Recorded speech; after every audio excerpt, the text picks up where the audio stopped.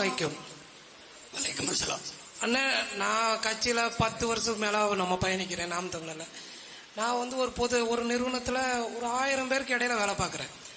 அப்போ நான் நிறைய கருத்துக்களை எல்லா கட்சிக்கு எதிராகவும் பதிவு பண்ணுவேன், நிர்வாகத்துக்கு எதிராகவும் பதிவு பண்ணுவேன். அப்போ எல்லாமே நான் ஒரு சீமானோட தம்பியாகவும் நாம் தமிழர் பிள்ளையாகவும் தான் அடையாளப்படுத்துகிறேன். ஆனால் அதே நேரத்தில் ஒரு பிஜேபிக்கு எதிராக ஒரு கருத்தோ ஒரு கொள்கை ஏதோ ஒரு விஷயத்தை நான் பயன்படுத்தும் போது அங்கே அசன் மைதினா தான் தெரிகிறேன், இஸ்லாமியனா தான் தெரிகிறேன். அந்த பொதுவாக இருக்கிற இடத்துல 1000-1500 பேருக்கு இடையில நான் பேசும்போது எப்படி ஒத்த கேள்வி கேட்டாலும் சரி, நான் பதில் சொல்லும் போது சீமான் தம்பி இப்படிதான் கேட்பான் அப்படின்னு சொல்றாங்க. ஆனால் அதை தாண்டி ஒரு பிஜேபிக்கு எதிராக ஒரு கேள்வி கேட்கும் போது நான் இவன் அசன் மைதீன், இவன் முஸ்லீம் அப்படிங்கிற பார்வையில் தான் இருக்கு. இது எனக்காக மட்டும் சொல்லலை, நம்ம கட்சியில் பயணிக்கிற அத்தனை இஸ்லாமியர்களுக்கும் ஒரு பொது இடத்துல போய் பேசினா நாம் தம்பி பையன் இப்படிதான் பேசுவான்ருவான். ஆனால் கொஞ்சம் பிஜேபி சைடு போயிட்டோம்னாலே இவன் முஸ்லீம் அப்படின்னு அடையாளப்படுத்துறான். அப்ப எங்களுக்கு நீங்க இதை எப்படி நான் உடைக்க? அதான் இங்க எல்லாருமே நல்லா விளங்கணும். அண்ணல் காந்தியடிகள் கூட சொல்றாரு, இப்ப நான் ஒரு தீவிரமான மதவாதி, காந்தியடிகள் சொல்றத சொல்றேன்.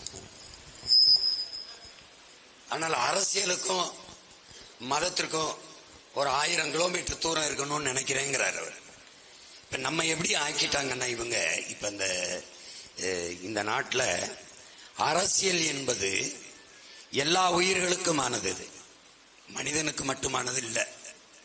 ஆனால் இங்கே இந்த கோட்பாடற்ற உயர்ந்த நோக்கமற்ற மக்களின் நலன் சாராத அரசியல் கோட்பாடுகளை கொண்ட இந்த கட்சிகள் ரொம்ப எளிதில் பற்றி கொள்ளக்கூடிய உணர்ச்சிகள், ஒன்று சாதி, இன்னொன்று மதம், இந்த உணர்ச்சிகளை பிடித்துக்கிறது. பிஜேபி எடுத்துக்கிட்டீங்கன்னா அதுக்கு ஒரு சாதியை காப்பாற்றுவது சாதியவாதி அப்படின்னு தத்துவம் தேவையில்லை. உங்களுக்கு புரியுதுன்னு நினைக்கிறேன். திரை கவர்ச்சியில் இருக்கிறவனுக்கு கொள்கை தேவையில்லை. அது மாதிரி சாதியை பேசுறவனுக்கு இதை நாங்கள் இந்த முன் வைக்கிறோம், இந்த கோட்பாடு, இந்த நலன், அது தேவையில்லை. ஏன்னா எந்த போதையும் பயன்படுத்தினாதான் கஞ்சாவோ அவினோ இல்ல சாராயமோ குடிச்சாதான், அதை பயன்படுத்தினாதான் போதை வரும். சாதி மத உணர்ச்சி சொன்ன உடனே ஏறிடுங்கிறான். இப்ப பிஜேபி கோட்பாடற்ற ஒரு இது என்ன பண்ணும்னா,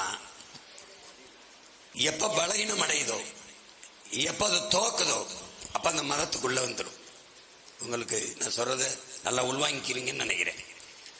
அப்ப அந்த மாதிரி உங்க கருத்தியலுக்கு வலுவான எதிர்கருத்தியல் இல்லாத போது நீ முஸ்லீம்னு வந்துடும்.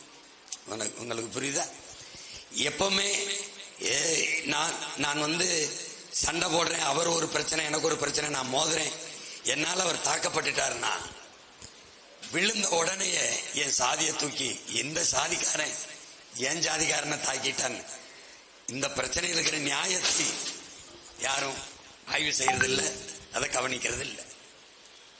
அப்ப எப்ப தோற்று போனவர்கள், கொள்கையற்றவர்கள், மக்களின் நலன் சார்ந்து சிந்திக்காதவர்கள் இந்த கருத்தியலை, இந்த கோட்பாட்டை கையில் எடுத்துருவாங்க. உங்களுக்கு நான் சொல்றது புரியுதுன்னு நினைக்கிறேன். அப்ப நீங்க சொல்லுங்க, ஆமா நான் இஸ்லாமியன் தான், நான் முஸ்லீம் தான், எனக்கு நபிகள் சொன்னது இருக்குது, எப்பவும் நேர்மையின் பக்கம் நில்லுங்க. அநீதியை எதிர்க்க துணிவில்லாதவன் சகித்துக் கொள்கிறான், தொடர்ச்சியாக சகித்துக் கொள்கிறவன் அடிமையாகிறான்.